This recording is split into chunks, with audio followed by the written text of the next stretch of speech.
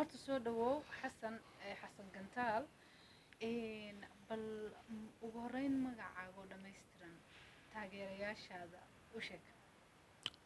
aad baan u salaamayaa bulshadana daawan doonta magacayga xasan cabdi muuse xasan gantaal. xasan gantaal xasan cabdi muuse xasan gantaalow fankaaga markaan ku bilowno heesahaaga mid aad si gaara u jeceshahay miyaa jirta? heesahaygu runtii way murti macaan yihiin, waanaan jeclahay baa wada sameeyey, bulshaduna inta badan way jeceshahay, marka waa wada jeclahay baan odhan karaa. way jiraan heese aan maaragtay aan si qaas aan marmar qaar usii dhegeysto, balse heesahaygu waxa weeye nina geelisa ma kala jecla. midna gaar uma jecli. aad iyo aad. waayahay fanaaniinta mid aad taageerto, kuwii hore kuwii dhexe kuwii dambe adaaba ka mid ah laakiin fanaaniinta way jiraan, ha kuwii hore aan taageeri jiray fanaaniinta oo role model ii ahaa, oo codkooda iyo muusigooda labadaba aan ku dayan jiray way jiraan. xasan aadan baa ka mid ah. aad u weyn. xasanow waxaad ku jirtaa fanaaniinta naadirka ah ee staylkooda iyo jirkooda iyo ka shaqeeya sida fanaaniinta caalamka oo kale.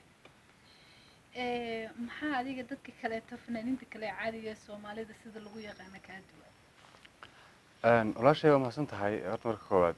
marka labaadna dee waxa weeyaan qof walba nolosha wuxuu leeyahay qaab iyo maxay ahayday hab uu u dhaqmo iyo weliba wax uu isagu markaa ku hamoodo inuu u ekaado ama qaab uu rabo inuu macnaha nolosha ay noloshiisu u dhisnaato.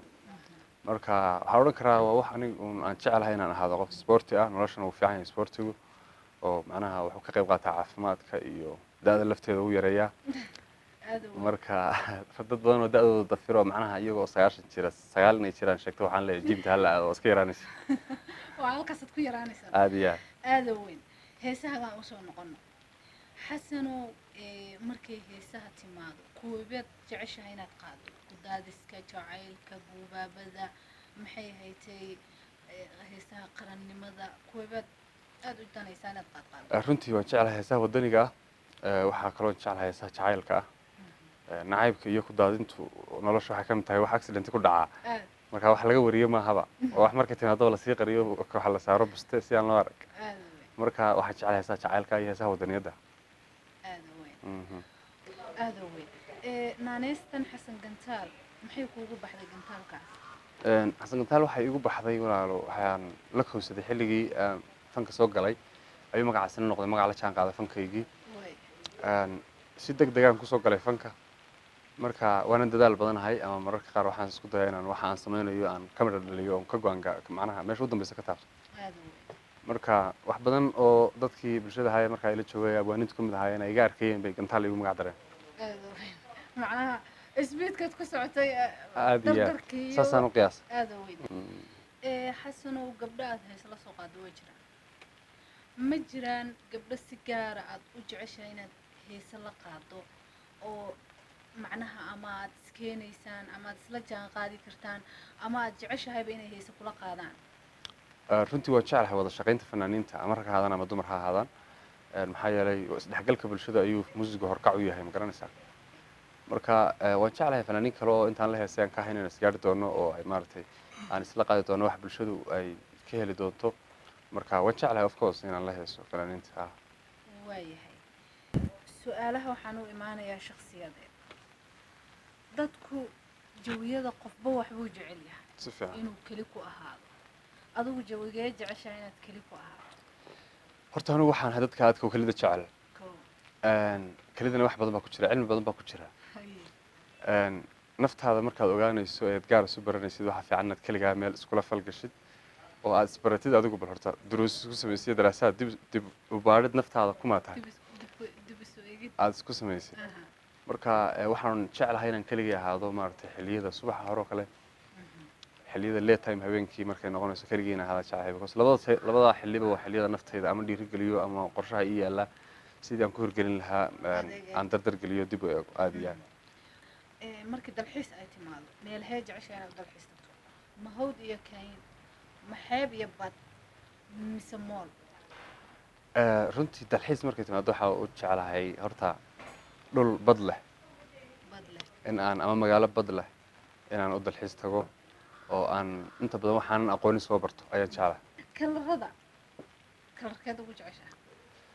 runtii ma kala kalar kaygu badan yahay kuwa isku badan ee isku dhex jiraa baan ugu jeclahayba hal kalar ma jecli isku dardar aad iyo aad iyagoo isku wada jira yellow iyo caddaan iyo waxaan ku yidhi jaalle iyo maxaa akhtar iyo wax kastaba way ya okay cunada markay timaado maxaad jeceshahay cuntada waxaan jeclahay bahasha la yidhaahdo ogaalida oo waddankan Kenya la yidhaahdo aad iyo aad looga isticmaalo aad u weyn oo weliba karinteedana takhasus gaar ah ku sii leeyahay ood karisaaba aad iyo aad haye marka waa cuntooyinka xoogga leh ee maaragtay energy-gana leh xoogaa aqligu 6 saac uu soo kacaa baa la yidhi qolyaha cuna laakiin anigu kamaan arag xaggaas muddo badan ma ku aragtay walba way jirtaa culays bay leedahay laakiin xilliyay leedahay lagu talagalo lagu nasto waayahay hadda xilliyada shaqada cuntada xafiiska ku seexanaysa aad u weyn haddaan taas kuugu sii daba qabto maadaama aad ka dhawaajisay inaad karinteeda taqaano xasanow dadka cunada kariya ma ku jirta macnaha inaad naftaada ها طبعا ما كرسها cuntadeeda anigu cuntada waa karsataa ها aad u weyn waxay dhiirigelin u noqon kartaa rag badan oo jikooyinka iyo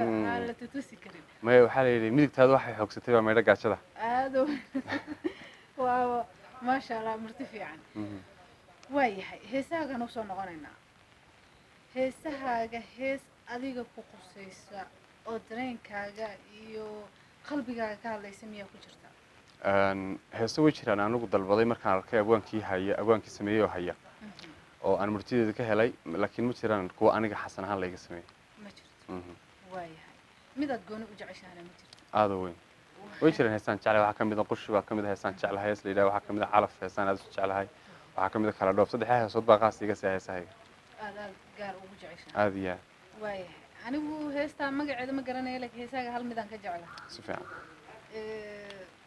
tobanka u horeeya balaanyarta taala la yidhahdaa ku tira weeye aad u weyn way jirtaa heestaasina waxaa sameeyey abwaan mawlid xasan orjin la yidhaahdo laxankana waxaa saaray isla nabiil bulle aan idhahda nabiil bulle maxaa heeday waa hees kolley gabar qurux badan ammaanaysa oo taallo badan iyo dhulka soomaaliyeed tuulo walba taallo looga sameeyey iyo dabeecadaheeda iyo aad iyo aad meelba kamaanu tegin baan isleeyahayba waanu soo koobnay dumar quruxdoodii aad u weyn hadday qosol ahaato iyo hadday indhaha ahaato iyo hadday tima ahaatoba waa akrinay aad iyo aad waa heestaasaad ku koobtay xasan gantaalow ma jirtaa hees aad hadda soo wado runtii heeso badan baan soo wadaa aan odhan karo album baan soo wadaa oo aan bilowgiisa ciidda bilaabayo kuwii horreeyay muuqaalkooda soo fasaxi doona ciidda haddii waqtiga nagu simo way jiraan heeso badan oo isku keeda waxa xiga dhawaanahanba waxaa jiray fanaaniin tira ahaan soo badanaya oo fanka ka baxaya kuwaas sideed u aragtaa adigu runtii waxaan arkaa dee dooqoogeedii noqotay horta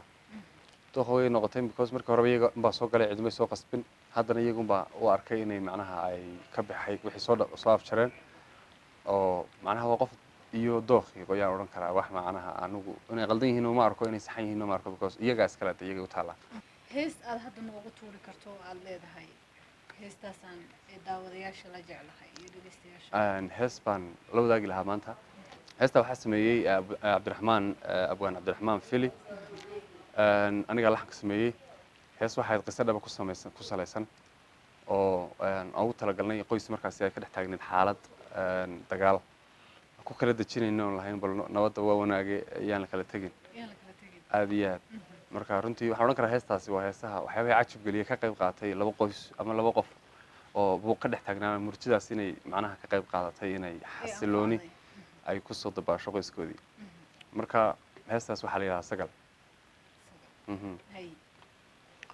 waxaa la yidhahdaa heestaas waxay u dhacdaa sagaalay hubsiimadu waa lama huraano haddaana minad jirin waa la kala huleelaa heestaasi waxa weeyaan way shidan tahay aad u weyn ducii habaar midna ma baahna maya aniga xataa waan u cadaynaya maadaama famil ama qoys kala tegi rabay oo kala burburi rabay ay u noqotay xal alla ilaah waa hees u baahan laba qof kastoo madmadow ka jiro labada dhinac oo kala jeesta aad iyo aad in loo daaro aad waayahay dhalinyarada hadda iyo kow danaynaysa inay fanka kusoo biiraan maxaa leedahay fanku waa badweyn badweyntana haddii aadan haysanin vestigan laisku life saverka la yidhaahdo ama maxay ahayday dabaal aada aqoonin kugu filan way kula tegaysaa marka fanku number one wuxuu u baahan yahay inaad adkaysi lahaatid wuxuu u baahan yahay dadaal inaad samaysid fanku wuxuu u baahan yahay marka waxa la yidhaahdo xulashada heesaha. waayahay sidaan ognahay haddii naga dabool uu naga saaran yahayna waad noo bidhaamin kartaa. fanka soomaalida lacag saasa lagama helo. fanka caalamka intiisa kale carabaha dadka kaleeta ajaanibta fanaaniintooda waa maalqabeen. maxaa ugu wacan baad is leedahay?